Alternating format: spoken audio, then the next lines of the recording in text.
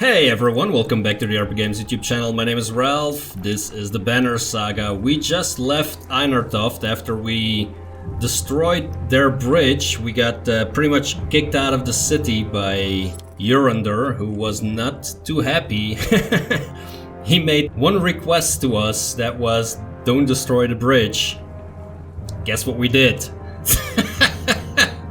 Hey, we tried to negotiate first, okay? We actually fought on the bridge to show our good faith, but when it was clear that, there was no way to beat the endless waves of dredge, we just had to do it. A trail of blood leads to a clearing where you find a large wounded varl. He is gnawing on his shield, swearing at no one in particular, and occasionally slamming his cudgel on the ground. If not for the heavy bleeding, you'd leave this one alone, without a second thought. Let's try and have the healers tend to his wounds. Or maybe we should ask him first. Yeah, maybe that's more likely. We can help if you want it. In a heartbeat, the varl is on his feet swinging his massive weapon. You jump clear as the cudgel smashes through the trunk of a tree. Your party scatters to avoid the falling timber. Once you recover, the varl is long gone, leaving only another trail of blood, which you decide against following this time. Okay then. So we have 12 days. From what I understood, I think the place we're going to now with Ivan is 1 week away, I think. Ahead you find what appears to be a good number of peasants surrounded by brigands. One of the armed men looks over his shoulder and says, "Gods be damned, this is all I need. Listen, don't interfere, and one of these supply wagons is yours." While remaining silent, the peasants plead to you with their eyes. Back away from these people or die. The man turns completely towards you, shaking his head. Had a feeling you'd be that type, is all he says before the brigands rush you. We got Iver back, and Iver is ready for a promotion, and Outlive is ready for a promotion, and Rook is ready for a promotion. It's promotion town all over. However, Iver is ranked 3 right now, and we have a level 4 item for him, which is this belt. So I'm all for... Oh, we have 26 renown. Okay, we can rank up a number of people. We are gonna rank up Iver though. There we go. Continue. Yes. We have 6 points available. What are we gonna do? We could give him... Iver is actually really a tank. However, let's see. Oh, the belt gives us even more break. So how about we do this? That is good. And then let's just maximize strength and armor, I would say. Let's put 2 here, 2 here. Yeah, that sounds good. Oh wow, this is special. Let's try that. The only thing I didn't take into account is that Rook cannot do anything right now. That is fine. Let's move Iver. And let's start whacking stuff.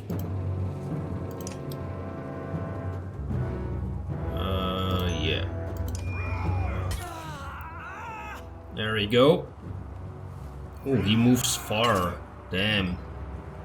He goes right after Outlive too. And of course, now Outlive cannot really do anything. We can put an arrow here, but I doubt that's gonna do much. It's pretty much the only thing we can do.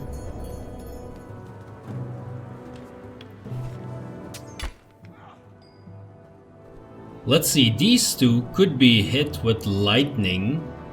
Yeah, that might be good. If we move over here, that does take a whole bunch of stuff. Arc lightning this one. Let's throw in the maximum. I think we should have done it the other way around, probably. That was deflected, that's good. 9, so...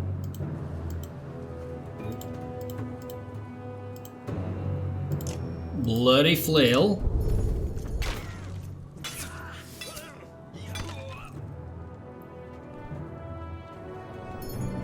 Okay, he got stopped in his tracks. He gets killed. Nice one, Crummer. Thank you. Trying to attack our Mender here. It's not very friendly of you. Shall we shoot this guy? I think that makes sense.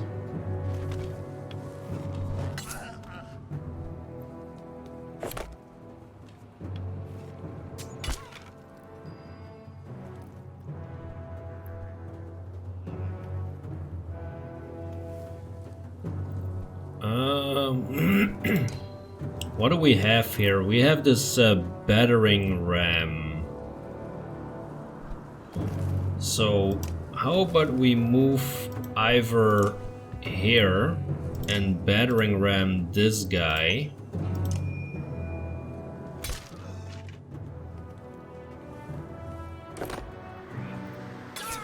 Yikes, that's not good. And the problem is that Crummer is gonna take damage if we try to fry these two guys now. Let's see, can we reach that location? We can reach this location. That's not really what I want. So where is he gonna go? He's probably gonna go either... If he goes towards Crummer, I don't mind. So let's do it over there. And try and stop him from attacking the Mender. Yes. That is exactly what he was planning. Nicely done. We need to get our Mender out of there, that's for sure. It's really a pity that we're gonna hit Crummer here as well. It would kill that one though. But it does 6 damage to Crummer. That's not really ideal. Maybe...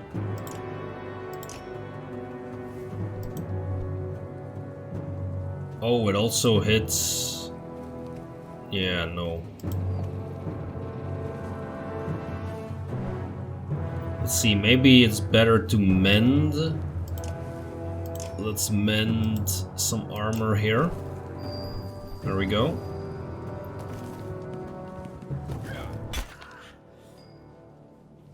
Could kill that one. The archer, I'm not sure who she's gonna hit, but let's move here. Let's bloody flail this dude.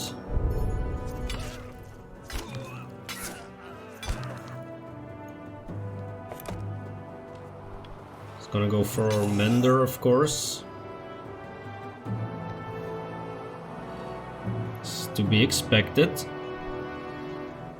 Let's move Crummer over here. And then whack that one.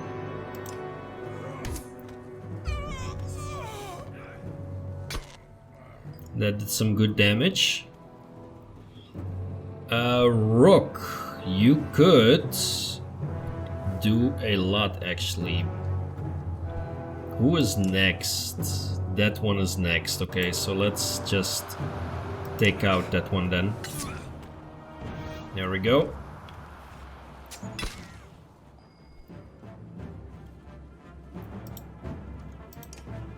Our archer friend is gonna go down.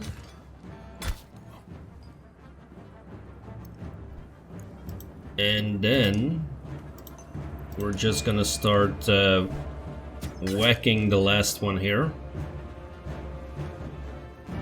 That does 3 damage. And we have willpower left, yes. Done. Okay, peasants, you better have supplies. Oh, actually, if they wanted to give us a supply wagon, we can just take the supply wagon now, I would assume.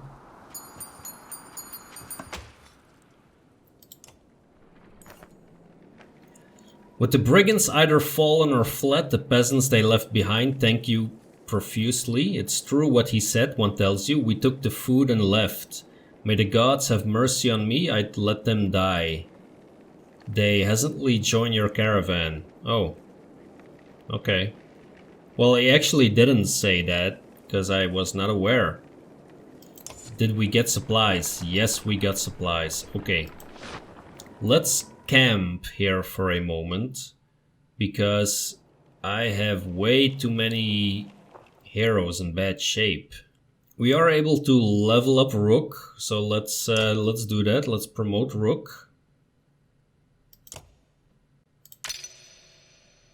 Now, something that was annoying with Rook so far is that he can only use one willpower. So I'm just gonna level up that part, because I've noticed that is just super handy to have more willpower to spend. And then, of course, we need more willpower for our next level, I guess. We can promote him to 5th even. Okay, we need 20 for that, which we don't have. Oh, wow. Okay. So I want to rest 2 days. That has most of them back.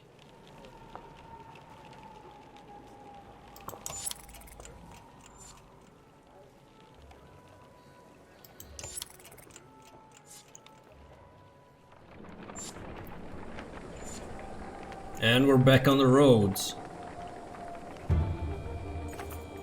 It appears that large figures following from the direction of Einartoft. Oddleif watches intently before finally saying, "They have a cart. I can hear it." You slow to get a better view and spy a small caravan of Varl. Eventually they catch up. Seriously, is there a Varl joining us now? Oh, it's Ubin!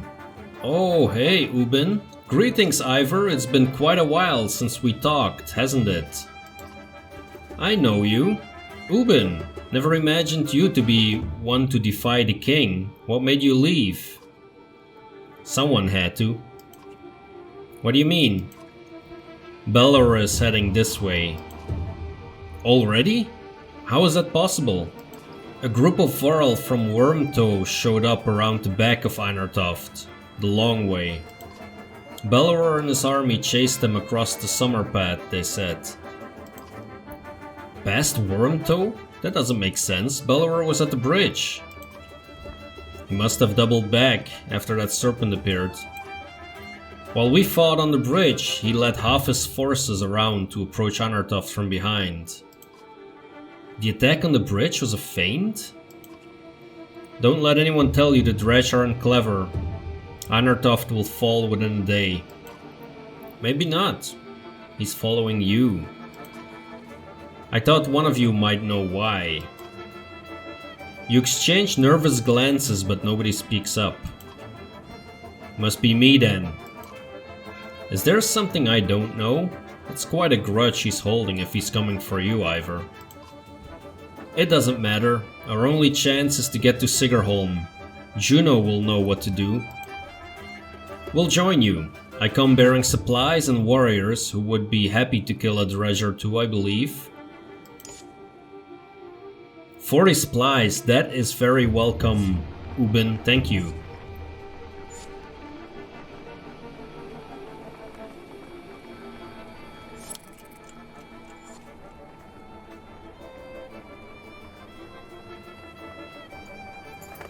The caravan stops at a split in the road.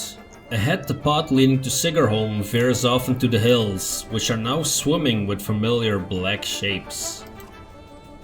Dredge, that way too? Grimaces Ivan. The summer path leads straight to Sigrholm, while taking the main road will add several days. They're every way by now, replies Ubin. I suggest we go around, past Haukstorp. Let's send scouts to see how dangerous the summer path looks. You send 2 scouts, only 1 returns. I'll put it this way, he says, we're not getting through that way. It's like they're emerging from the rock itself. Okay, let's take the main road then. I hate to say it, you tell Ivan, but I'm not willing to walk into swarms of dredge anymore. Juno will have to wait. You turn towards the long round around Haukstorp instead, hoping you've saved lives in the process.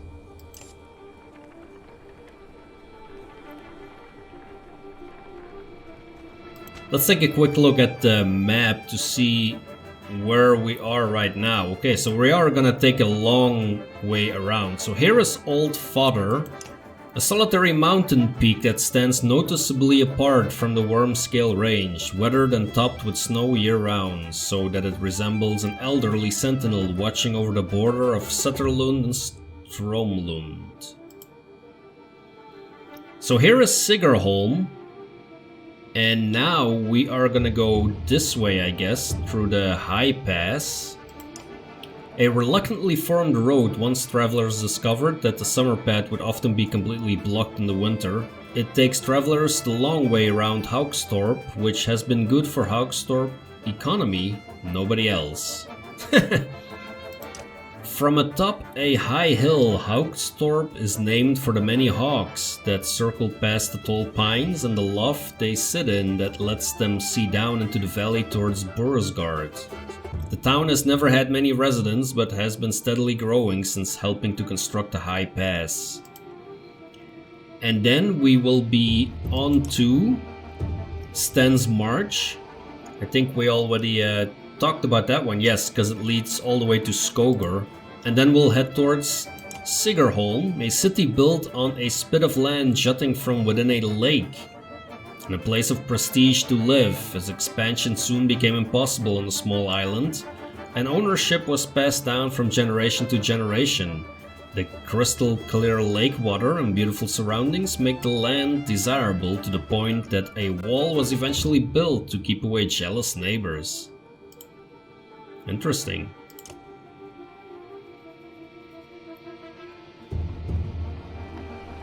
So much for the lore portion. I like throwing that in once here and there. While walking, the words of a mother's song reach you. It's soothing, nuanced, and about your current journey. When she finishes, a man begins a tale of his own in verse. The woman quickly responds with another poem, and the entire caravan slows to listen to the entertaining competition. Let's ignore the poetry contest and keep an ear out for danger. The laughter and cheers continue behind you as you put some space between to remain undistracted. The male contestant soon admits defeat and the clansmen quickly march on, thankful for the light-hearted distraction. Okay, that should improve morale. We have a small point coming up here. Is that a location? Yes. You enter a village of miners who want to know what has been happening recently between the rumblings of the quake and sightings of dredge in the distance. As you look around, you see a lot of elderly and children, and you know that these people will only be more mouths to feed. Yes, that is correct. However, we should encourage them to join us. You make a convincing argument about leaving town before the dredge sweep through and do a fair job of convincing everyone to be completely terrified. They start packing. It remains to be seen whether you can keep them as safe as you say. That's true. Let's see, they have a market. Distilberry. An addictive berry found deep in the Langloom forest that when eaten makes one feel pretty good about things, gives +2 will. A singing stone, a rare crystal that when struck creates a pleasing sound, often strung on weapons with melodic effect, which gives 2 will per kill. That's an interesting thing. Svalendust, a leather flask. It takes either a brave man or a stupid man to stop for a drink in the midst of battle, but those who do swear by it. The singing stone is actually interesting. +2 will per kill. That would be great for someone like Outlive, probably. 1 renown gets us 6 supplies, so we should actually stock up since we just took on like 120 people.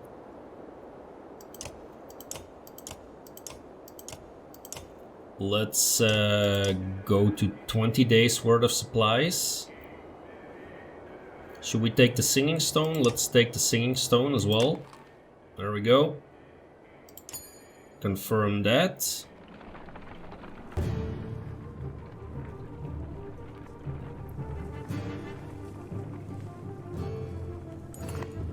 Look at that, shouts one of your clansmen. The caravan stops to watch dredge pulling into the village you just passed through.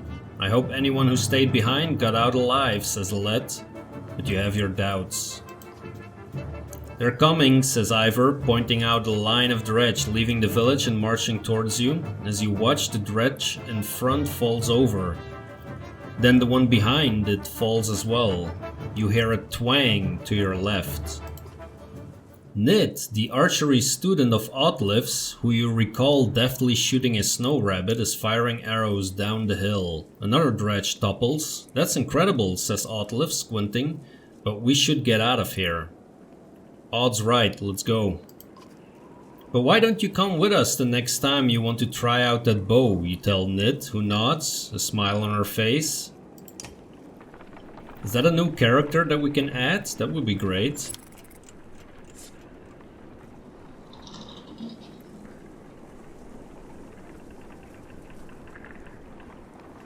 Is that another Godstone in the back there? Someone's been nicking extra goods from the supplies, a concerned woman tells you. Counted these myself yesterday, no mistake. This keeps up, we'll all be starving before long. Let's post a few extra guards to watch the supplies. To deter any further theft, you discreetly place some trusted guards by the caravans. You hear a few people casually point out the extra manpower, but nobody seems to raise an alarm for now.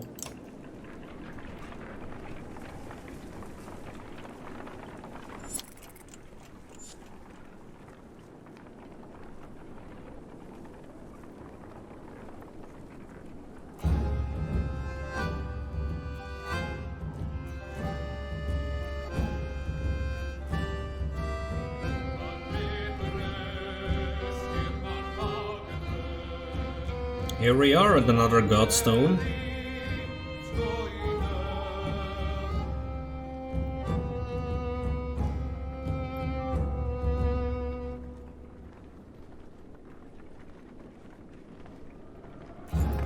The Godstone of Dundr passes around you.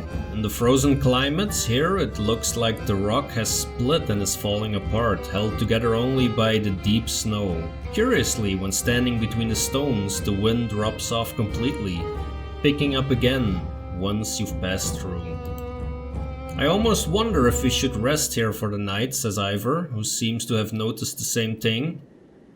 With all the snow around it, the dredge might not even be able to find us. Yeah, let's stay here overnight. You walk around camp before settling in. Along each strand of Dundr's massive beard is carved a different part of his story. And you turn your head to and from to read it. While the Loom Mother was the first to create, she soon found a counterpart in Dundr, who embodied her ideals in a masculine form. Dundr took some of her creations, gave them beards, and showed them the secrets of smithing, though many remember him just as fondly for teaching them games and songs of mirth. As the camp settles in, you notice a group of boys huddled around something. They show you an offering box carved into the Godstone itself. The box has an elaborate construction of interlocking pieces which slide around when touched. We can't get it open, they tell you. It's like a puzzle. Let's try to open it.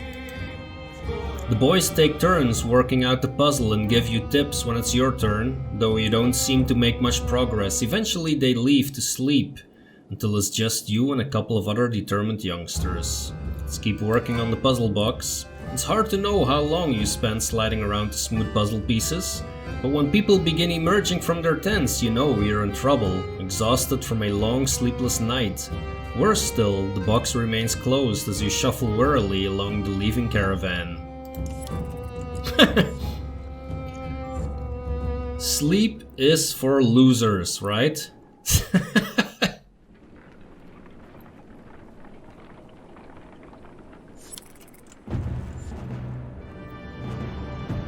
We're close to Haukstorp.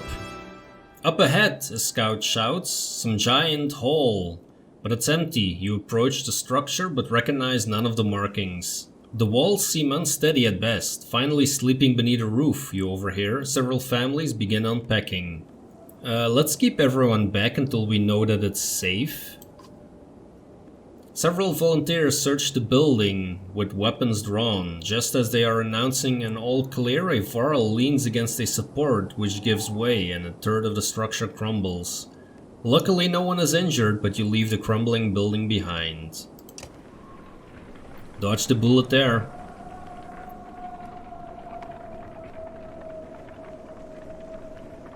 We reach Haukstorp. Let's see if we get into a fight here. In the distance, Haukstorp smolders like an old campfire. Even from here you can see black figures shambling through it. That looks like a dead town, remarks Iver, confirming your impressions. There's usually survivors, Oddleif reminds you. Yeah, let's check it out. I hope others would do the same for me. Dredge are nothing we haven't faced before. Iver grunts, but otherwise says nothing. Besides, it might throw Bellower off scent a bit. You head a day's march out towards Haukstorp. As soon as you've stepped foot in the small town, you think you've made a mistake. It's thoroughly littered with corpses. Within moments, the dredge are upon you, as though you stirred up an angry hornet's nest. You draw your weapons. So let's quickly take a look at Nid here. Nid is a bowmaster. A mother of three, Nid comes from a life that never had to worry about things like Dredge destroying her hometown of Frostvellr, but has adapted better than anyone expected. What does a bowmaster do? Bird of prey. The character uses her longbow to shoot further than other less experienced archers, and she always hits her mark. Bird of prey makes it possible for her to strike units before they are able to get an attack range, and allows her passive puncture to be used against more enemies who may have been out of range from a normal shot. Oh, cool. By standing still, the archer is able to line up a shot that takes advantage of an enemy's missing armor, doing bonus damage. For every 2 points of armor her target has lost, the archer gains 1 additional strength to her attack, as long as she didn't move beforehand. I think this would become a very good combination with Iver, I would say. Iver has a massive break now. Oh boy, those are some big ones. Those are some big ones, damn.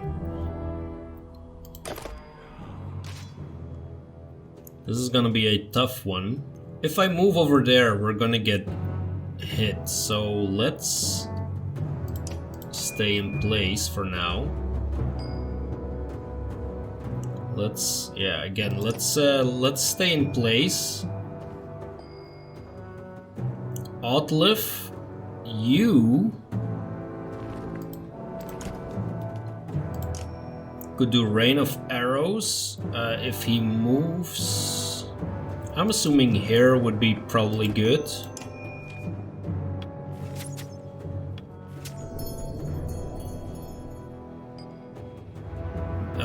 Let's see, you can actually reach this guy now. Let's start doing a lot of damage.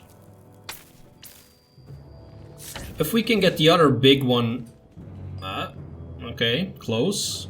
If we can get the other big one out of the fight as much as possible, that would be good. Do I want to move in with Mogan? I can actually, let's see, he has 10 armor. It's dangerous, but we need his bloody flail ability to take down as much as we can. So he lost a bunch of armor here, so with Nid we could I assume, do some damage.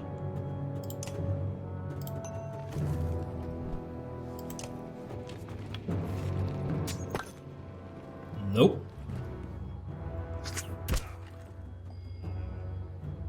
Okay, Rook.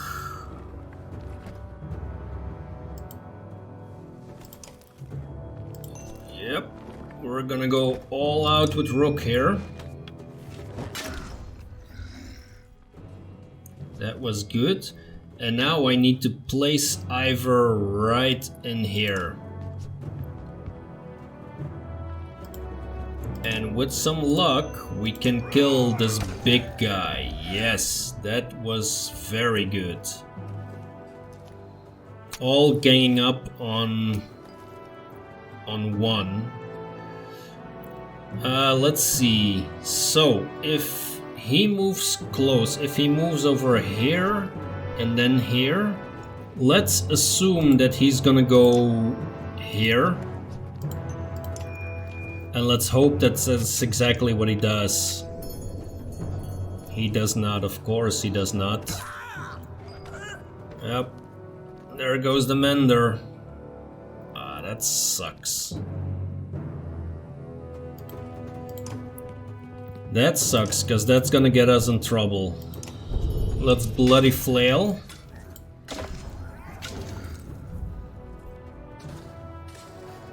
Oh, we might lose net here. Oh wow. Okay, that is actually not too bad, because he lost a whole bunch of armor. I don't want to stand here though. Let's move back. What did Bird of Prey do again?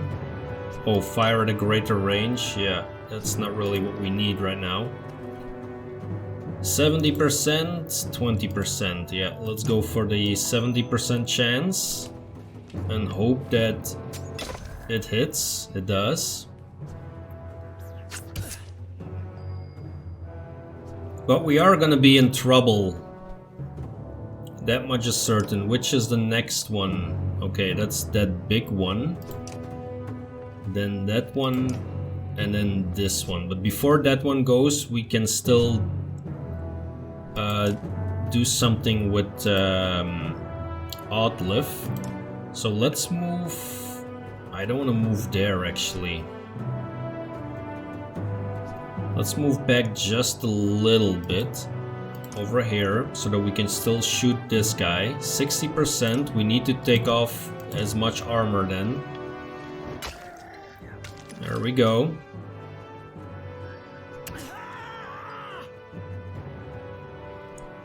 Let's hope we don't lose Iver here in the process.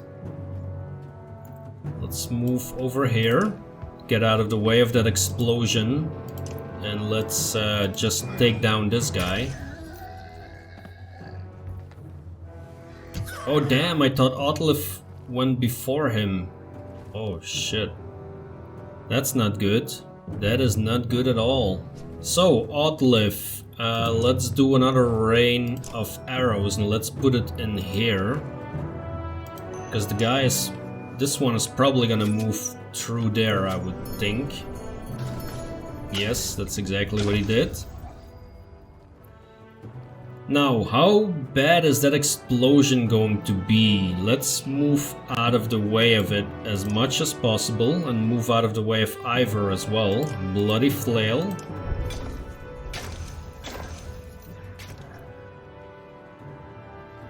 We can really not afford to get hit, like I mentioned. Only one strength left, yeah, damn. I think we're gonna lose Outlive.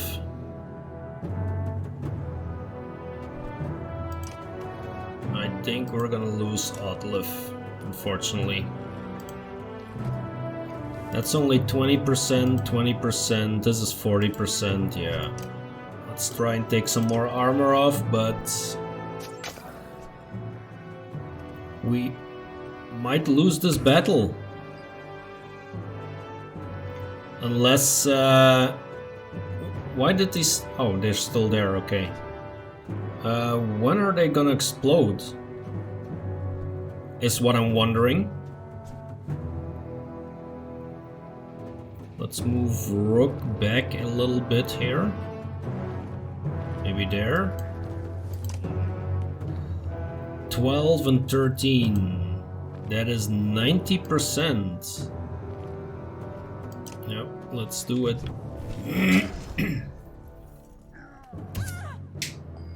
That is the end of Outlive.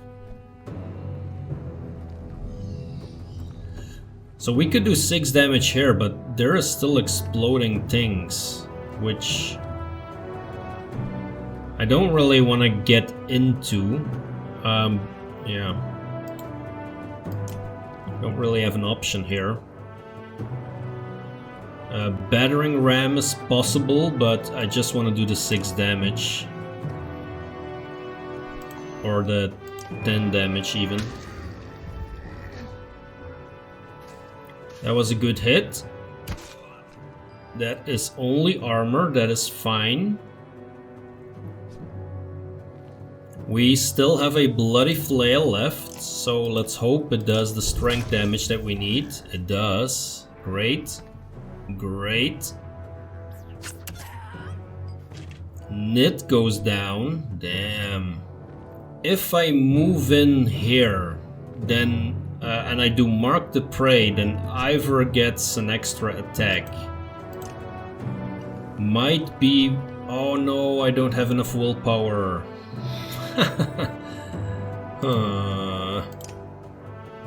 Never mind. Of course, that was deflected. That is on the armor, so that is not too bad.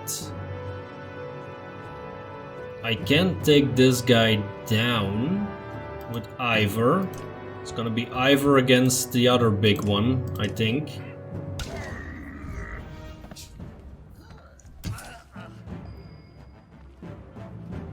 I have one left. Let's go, Hogan. Oh, Mogan it is.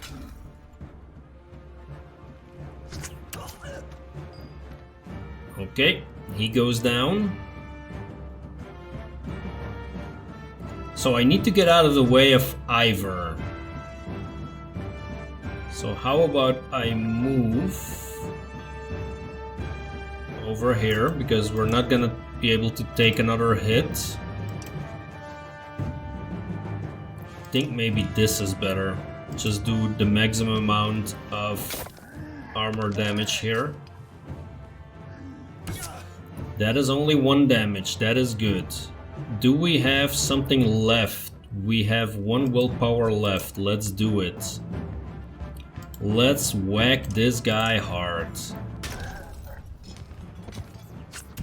Man, that was a rough battle. Why didn't these things explode? Is that only if someone moves on top of them? I'm surprised by that, actually.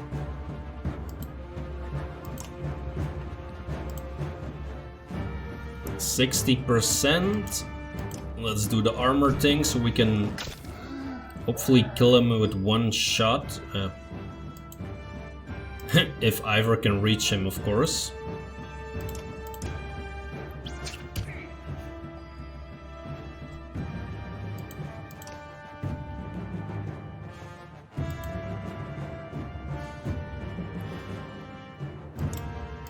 Let's do some more armor.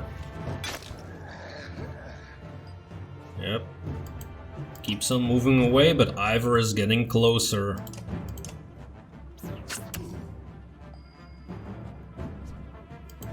Alright, let's start doing some actual damage here.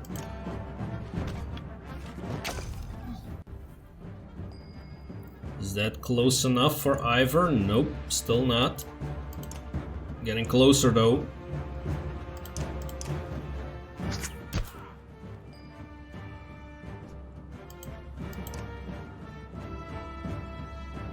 I mean, he moves after he gets hit, so I could just not do anything. Yeah, exactly.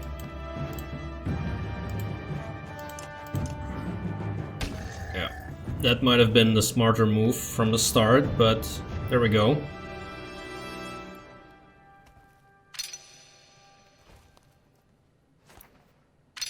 Now the question is, did we lose Knit?